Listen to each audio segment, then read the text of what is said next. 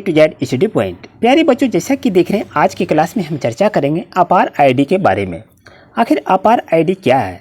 तो अधिकतर कैंडिडेट के बारे में ये कन्फ्यूज है, अभिभावक को भी ये कन्फ्यूज है आखिर ये क्या होता है, यानी अपार क्या है। तो आपको बता दूं कि अपार जिसका मतलब है कि automated permanent academic account registry, जो कि भारत में सभी छात्रों के लिए डिजाइन की गई एक विशेष पहचान प्रणाली है। यह पहल सरकार द्वारा शुरू किए गए one nation one student ID कार्यक्रम का हिस्सा है, जो कि 2020 की नई राष्ट्रीय शिक्षा नीति के साथ संरेखित है। आखिर छात्रों के पास अपार आईडी क्यों होनी चाहिए, आप तो ये जरूर जानना चाहेंगे। अपार की प्रमुख विशेषताएं क्या होती है, ये भी आप जानना चाहेंगे। आखिर अपार कैसे उपयोगी करें, अगर आप कार्ड बना लिए हैं लेकिन उपयोग कैसे करें। अपार के क्या क्या लाभ हो सकते हैं, ये भी आपके मन में डाउट होंगे। अपार से छात्रों को क्या लाभ होता है, हम क्यों बनवाएं, ये भी तो आप कहते होंगे।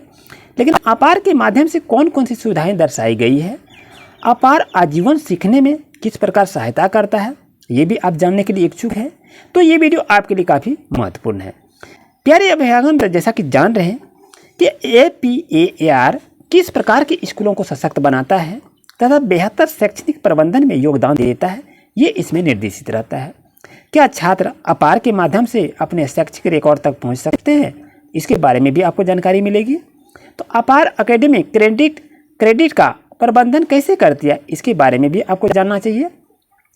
अपार किस प्रकार विद्यार्थी के अनुभव को बेहतर बनाता है तथा निर्बाध शैक्षिक यात्रा में योगदान देता है, इसके बारे में भी आप जानने के लिए इच्छुक होंगे।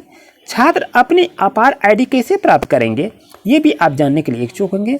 अपार आईडी बनाने के लिए क्या पूर्वापेक्षाएं होती हैं, इसके बारे में भी आपको जानकारी रखनी चाहिए। जैसा कि देख रहे हैं UDIASE प्लस पोर्टल क्या है, अपार आईडी बनाने के लिए क्या जानकारी आवश्यक है, यदि अपार आईडी जनरेट करने में असफलता हो जाए तो क्या होगा, ये भी आपको जाननी चाहिए। मैं किसी छात्र के लिए अपार आईडी जनरेशन की स्थिति कैसे जांच सकता हूं, इसके बारे में भी आप जानेंगे। UDIASE प्लस पोर्टल छात्र में डेटा की सटीकता सुनिश्चित करने के लिए कौन जिम्मेदार हो सकता है।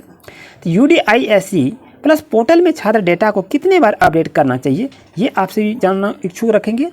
संस्थाएं अपार आईडी का उपयोग कैसे करती है और APAAR कार्यान्वयन प्रक्रिया में स्कूलों की क्या भूमिकाएं होती है, ये भी आपको जाननी चाहिए। अपार और ABC की आधिकारिक वेबसाइट क्या है, ये आपको जानकारी यहाँ से होगी।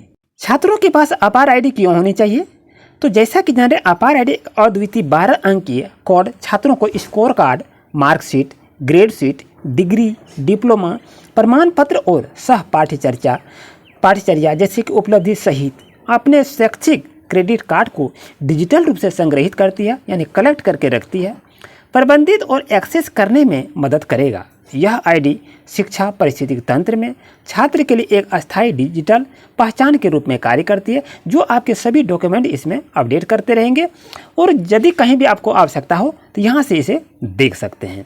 ये थी छात्रों के पास अपार आईडी क्यों होनी चाहिए। आखिर अपार की क्या प्रमुख विशेषताएं होती है, तो आजीवन शैक्षिक पहचान, प्रत्येक छात्र को एक अद्वितीय 12 अंक की पहचान मिलती है।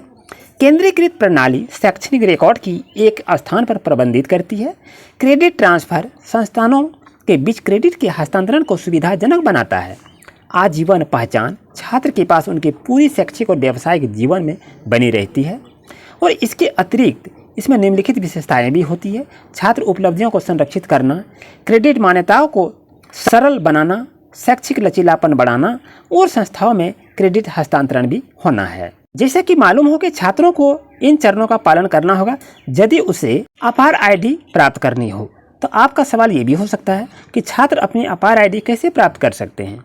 तो छात्रों को इन चरणों का पालन करना होगा, जैसा कि सत्यापन हो, तो जनसांख्यिकी विवरण सत्यापित करने के लिए स्कूल जाना होगा आपको। माता पिता की सहमति होनी चाहिए, यदि छात्र नाबालिग हैं तो माता पिता की सहमति प्राप्त करना होगा। प्रमाणीकरण स्कूल के माध्यम से पहचान प्रमाणित करें।